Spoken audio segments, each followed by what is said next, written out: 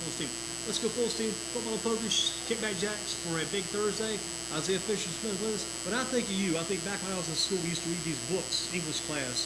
Read this book called The Red Badge of Courage. It's about this kid, Johnny Tremaine. He was always getting knocked down, but he kept getting back up. When I see you coming off the field, more than once this season, they carried you off. You went right back, got back in there again. What's it been like this season for Paige? There's been some ups and downs, but for yourself, you've been battling, man. It's been tough. And first of all, let's shake your hand for the job you've done, working hard this year. What about this season? I know you've been last Friday night against Grimsley had to help you off the field. Yeah. Northwest that night had to help you off the field. But every time you look up, you're right back in there. What's that been like? It's been tough, you know, like dealing with a lot of injuries and having a life after football. Then like, it's not the only thing in the world, but the reason why I keep going back in and battling with like the injuries I have is because I have my brothers out there. I'm not gonna leave them hanging or go out just because I'm hurt. I know everybody gets hurt, like mentally and physically. So, and I know they need me and I need them. So if I'm good, I try my best to go back in and give my 110%. What's it looking like for tomorrow night? Going to Mooresville. You got to be optimistic. It's a one-game season right now. You guys are both. If you want to look at the records going in, if I'm a coach, if I'm a fan, if I'm a parent, student, whatever, we're 0-0 going in. Yeah. Both teams. What about that matchup tomorrow night? I think it's going to be pretty good. We've been watching film and we know what they like to do, like their tendencies and the players they like to go to. And then it's an advantage for us because it doesn't matter what our record is. Everybody's 0-0, so it's like new life for us. What was it like when you found out you guys had a playoff bid? Because for so long, everybody thought if you didn't beat Grimsley, chances are you guys wouldn't go to the playoffs. But then Saturday, sometime maybe Saturday afternoon, you heard about it, found out about it. What was the reaction like when you found out about it? It's just a new chance, another chance to prove everybody wrong. I know we didn't do that good the first time, but I feel like we can really make a statement this Friday. What about the Grimsley game? Some positives from that game, because you guys showed life in that game. Certain situations, you guys were playing with Grimsley for some of that game. What about that? It was new. They had a pretty good O-line and a good running back and QB. I'm not gonna lie, but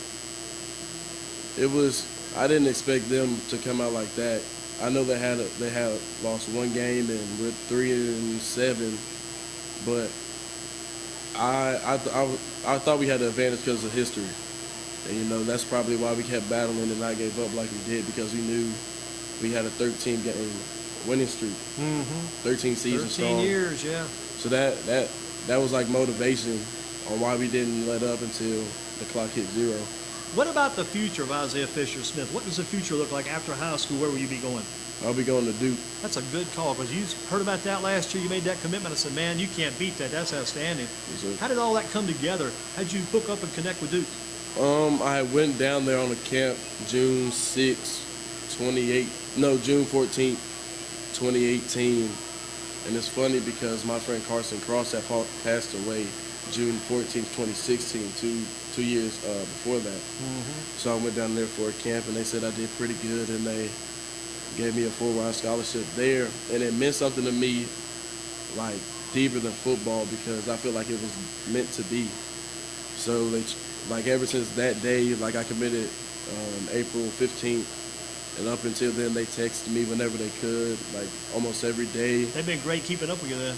Yes, great relationship. They treat me like family. Like I'm friends with the players like now, and it's just a great place to call my home. And every time, like we talked about earlier, when you get knocked down in the game and get hurt, you keep coming back because you know there's a silver lining in all this. After this season's over, you set foot on the field at Duke. I mean, that's a great future right there. All you got to do is play 4 years there, and you can write a lot of tickets down the road. People find out you play for Duke. You played the ACC, and you played 4 years. I mean, that's great to have on your resume for future life. You can't beat it. Yeah. That had to be a part of the motivation to keep going, I'm sure. Yeah. What have you done to get better this year through all this adversity? What have you done to get better this year as a player? Coach, I know that's what you're working on. Because you'll be when you go to Duke, these guys believe in me. Now I got to show them I believe in them and get better. What have you done to get better this year? It's just look at things in like different perspectives, like not just my own. Like I know the coaches expect a lot from me, like coming from last year and having to be on every special teams and start on defense and a little bit of offense. So I just try to make them proud and make them know that I got them because they know that I'm gonna play my heart out. What about the offensive participation? What's that been like this year? It's been different. Like, this is my first time playing offense on the varsity level. I played on JV, and it's nothing like varsity. So, like, when I get in, like, everything's like fast paced and like just it's different. But I got to adjust to it after Eastern game. So when I go in, I just execute on whatever. Can they put you to wide receiver? Yeah. Have any pass receptions you with that? Yeah, I have 2 catches, 1 for a touchdown. Wow, that's not bad. 1 out of 2 and 1 for a TD. Not bad at all. When you're playing defense, what are you playing, DB or linebacker? They moved me back to free safety. I was at outside linebacker the first 3 games. You like it better at free safety? Yeah, it's fun at times, but I miss blitzing though. I like bull rushing O-line. You're a little bit further back from the line than when you're playing free safety. Further to come if you got to put a defensive back blitz on. What about when you go to Duke? Do they have you slated safety there as well? Yes, sir. They do? Good deal. Good deal.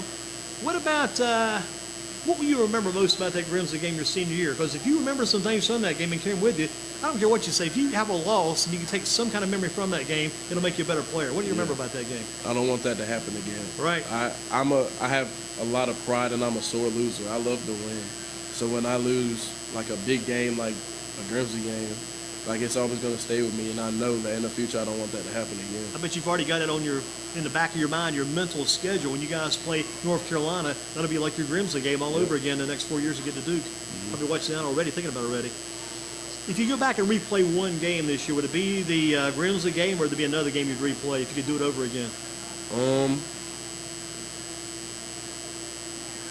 It will either be the Grimsley game or the West Forsyth game. You guys are playing well in that game, had some opportunities, just couldn't cash in. Yeah. And you stopped their big guys, their running backs, you stopped them for the most part early in that game. What I saw on the replay of the game, the report of the game, you guys played well against them, had plenty of chances, but just couldn't take advantage of it. And that's a very good team there, too.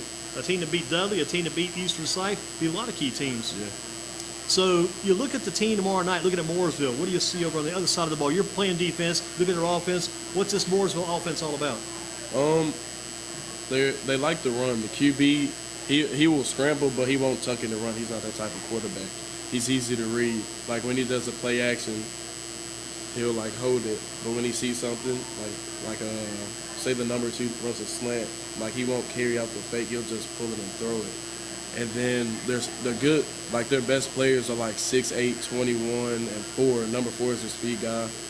They put him at the number 2, like to run screens. And I know if there's a game plan where I line up in trips like 7 to 8 yards back over inside the number 3 receiver. So if he runs that screen, the corner will hold his outside contained. The outside linebacker will hold his outside shoulder, and I'll come downhill and make the tackle. So be some coming up tomorrow night too. Then since they're playing that screen, come up and get these guys. So Mooresville tomorrow night, and who would you say this season at Page has been the top offensive player on your team this year? Who's led the offense? Who's been the top offensive player? It's hard to say a particular person, but I've been really impressed with C.J. Crump. I've been really impressed with him. His first time playing offense ever, and he's a speed guy, so he used that to his advantage. Tell you one thing, he sure used it last Friday night, that about a 50-yard pass play from the quarterback, Alonzo Barnett, caught that TD pass, headed down the field, scored. That was a good play, very good play, very sharp. How about top defensive player on the team, other than yourself? I'll say Isaiah Oglesby. Mean man at linebacker, right? So, getting the job done. Definitely getting the job done. He's had a very aggressive year. Yeah. He's had a fun year. Do you think he'll go to college and play college ball? I really hope so. Yeah. I know he's not the biggest guy out there, but his mental is out of this world. Like, he's locked in and focused. He's a playful guy, but when the game starts, like, he's ready to hit somebody in the mouth. So if the other team runs maybe, say, 100 plays, he's probably in on maybe 98 of those plays, or 99. Yes. He's right there with it every play. Who's your top defensive lineman maybe over there at Page? I'll say DeMarcus Bailey. Yeah, has had a good year? Yes. Yeah, he's had a good 3 years. I mean, he was even good as a sophomore, I remember, back in the day. When he was younger, he probably got more pub. As you get older, you got to do so much more to keep getting that pub. They expect more out of you. But as a younger player, he was just very crisp, very hard playing. What about top offensive linemen? I'll say between Omar and Connor. Connor Harden? Yes, sir. I mean, if you're going to put size on the field, you can't get any bigger than Connor Harden. Yeah. And he comes in, I mean, you better be looking around because that guy is a big target, big man. He'd be a great tight end. If you could get him the ball, how could you bring him down? He'd be like, he's about as big in the same neighborhood with Travis Shaw, the kid at Grimsley, which is huge. 20 years down the road, what do you think Isaiah Fisher Smith is going to be? I don't know. It's hard to tell. Hopefully, an NFL career, God willing. A nice big Duke degree in my living room with my family, the girlfriend that I have. Hopefully, I'll marry her, and just living the good life. You get that Duke degree, the sky's the limit. It's almost like a Harvard degree. And you have to stop and think about it, like a Vanderbilt degree. Just get that degree from Duke. A year from now, you'll be at Duke. What do you think you'll be doing then? Hopefully heavily involved in special teams and getting reps with first team defense. So the key, man, you're thinking ahead already. Get to Duke your first year if you're not a starting player in the secondary. Hope you're playing some, getting some reps, but get on all those special teams so they can see what you're doing, see that aggressive nature. Your coach, Coach Waffles, what does he mean to you and what does he mean to this team? Because he's taken a few hits this year because the team has struggled some. Very tough schedule, a lot of injuries. The heart is there, the love is there, the passion's there. Talk about what this coach means to you and your team because you've been with him now 3 years. Coach Waffles, he's more than just a coach to me. I look up as him as a father figure. He welcomes us like the players, like in his home and his family and his son Braxton. And like he's a great guy. He's a great coach. Like this year, like the plays that he goes over, it's like, how does he think of this? Like it's like I was talking about it today. It's like really advanced and like high level. And I'm impressed like how he makes up like the plays that he does. Like it's crazy to me. He's got a great offensive mind as far as creativity goes, bringing those plays. It must be that Ohio football background he's got coming out of Ohio. What about teacher of the year at Page? Who's your top teacher over there? Top teacher, I would have to say Mr. Scarborough. You know, where am I at here? I know I wrote that down. Yeah, let's see here. Yeah, he was the guy who wrote for Page down as far as who might be your top man over there. Scarborough, Justice Scarborough. Talk about what he is as a teacher for you guys. Oh man, he's great. He's great. He's open. He's wide open to us, and he's a sports guy himself, so it's easy to talk about like plays with him. And he's from Ohio, so he's heavy on Ohio State football. So we just talk about football sometimes. He seems like he's Page at one time or another. Give the guy credit. He was doing some football helping coaching. He helped with the basketball team. Remember that? Plus, he worked with the baseball team. So he's well-rounded, like you say in sports. And he's all about the kids. Yes. Seems like that's a big thing for Coach Justin Scarborough over at Page. So he'd be the top teacher there. What stadium do you guys play in? Name of your stadium. What is it? Oh, man, Kirby. There you go. I hope you would get that. After all the knowledge you're going to Duke, you got to have that in your brain. We always want the kids to know where they're playing when they go in to kind of revere and kind of remember the heritage and history of the teams and schools. So Marion Kirby Stadium, exactly right. What about of these college teams? Which of these teams should be in a bowl this year? Maybe only one, maybe more than one. North Carolina, Wake Forest, Duke, Appalachian State, NC State. Definitely Duke then. Yeah, Duke. What about Appalachia, Wake Forest? Forest? App State's been doing good, and Wake. Probably North Carolina too. If they keep winning. And NC State probably not going to make it this year. What about tonight? You got this big game between the Steelers and the Browns. Steelers now back up quarterback Mason Rudolph. Browns got Baker Mayfield. Who do you like tonight? I want the Browns to win. Got to watch those Browns get the record of 4-6. They got a better team than what the record shows. They spent a lot of money all season. Browns got to be better than that. What about the Heels tonight and the Pitt Panthers? Tar Heels on the road. I used to be a Carolina basketball fan in the day, so I'm going to have to go with the Tar Heels. So you're going to Duke, still got a little Tar Heel love, though. Yeah. You love that basketball program. Any favorite players in the past? Carolina basketball you used to like watch? I don't know. Kobe White was fun to watch. Well, I tell you what, he had a big game for the Bulls. Had like 7 3-pointers in one quarter the other night. And Crazy. I'm a Bulls fan, too, so I feel good that about helps. That really helps. It was fun watching Joe Barry play. What about Theo Pinson? Yeah, he did pretty good. He's just... I hope he like steps up on the nets though. Like all he does is dance. Yeah, he's an entertainer, no doubt about that. A lot of passion, a lot of the entertainment for PJ or for Theo. What about PJ? Watch him back when he played, PJ Harrison? Yeah. I seen he came to Page for a charity event, a basketball game, and seeing him warm up was like crazy. Yeah, he is a big guy too. People could see his arms, huge arms. What about Wake Forest at Clemson coming up on Saturday? that might be a good game because Clemson, they haven't been like the same Clemson in the past couple of years, but they have been winning though. So Wake might come in and try to come out strong, but I think Clemson might end up pulling it out. Here's a scenario for you. This cannot come to pass probably because of the changes in eligibility. But look at Clemson. Say you're at Duke next year. You're playing Clemson. Say DeAndre Overton was still there. I think he's a senior now out of Page at Clemson. He was still. How would you cover DeAndre Overton 1-on-1? Your defensive coverage over. How do you cover him? I just got to keep my inside leverage and just read his hips. He's a tall guy, so I would have to play through his hands. And whenever I see his hands open up, I just turn back and look for the ball with him. Follow him all the way? What about, other than yourself, who's the top player in Guilford County high school football this year? Travis Shaw is one of them, most definitely.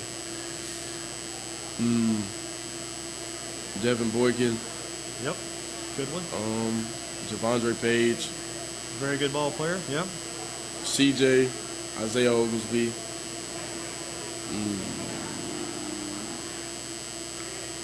Who else? What about Chris Zellis? Yeah, Chris is pretty good. He was impressive on Friday.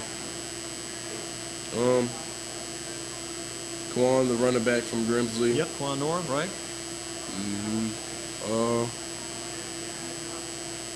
That's about it. How about this guy? I mean, going back to the Northern game, you were healthy in that game. Oh, yeah, Michael Frobe. What about Frobe? Let's talk about that, because good. that'd be a guy you'd be going head to head with, probably covering that guy. What was it like covering against him? He's a tall guy too. Yeah, he didn't really line up on my side, but on one of the touchdowns, I'm pretty sure it was the last touchdown they had. Yeah, he ran a hitch and go, and he baited our free safety at the time pretty good. And I was an outside linebacker, so I didn't have any control over that. But other than that, it was like he's a big guy, nice route runner. But yeah, he's pretty good. Good target.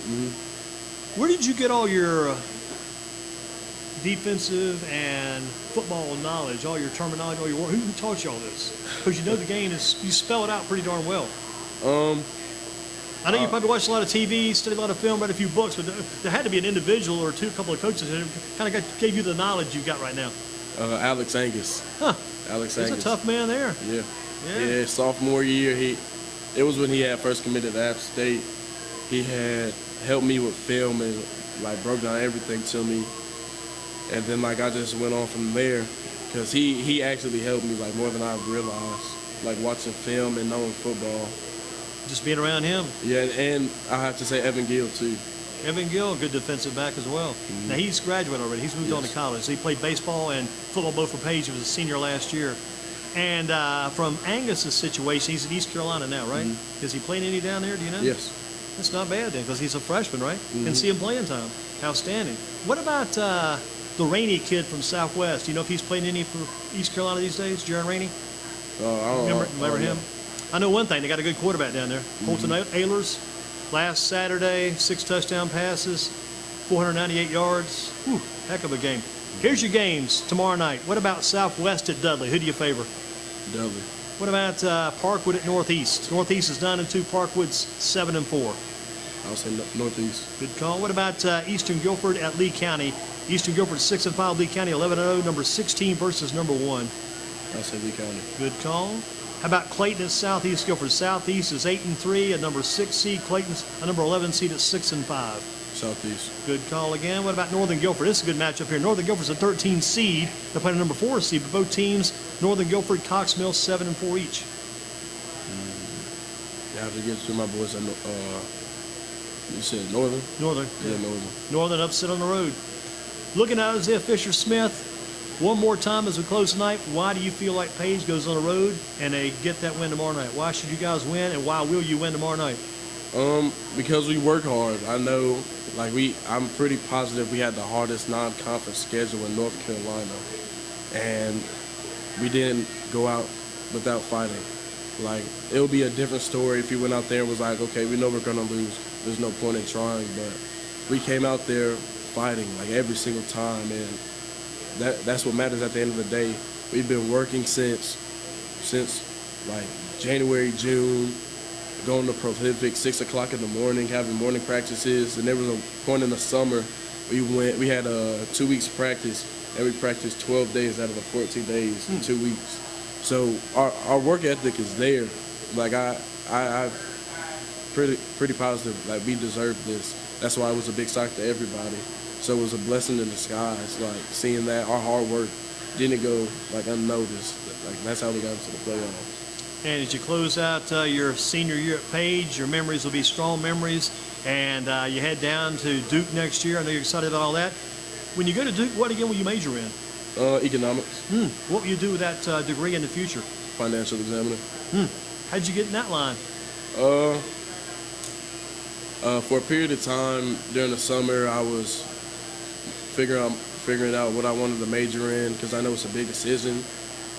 And I looked at Duke's strong suits, and economics was one of them. So I was like, can't go wrong with Tell you one thing, if you're economics. going to get a free education, why not get the best they have to offer? Yeah. Take it and run with it.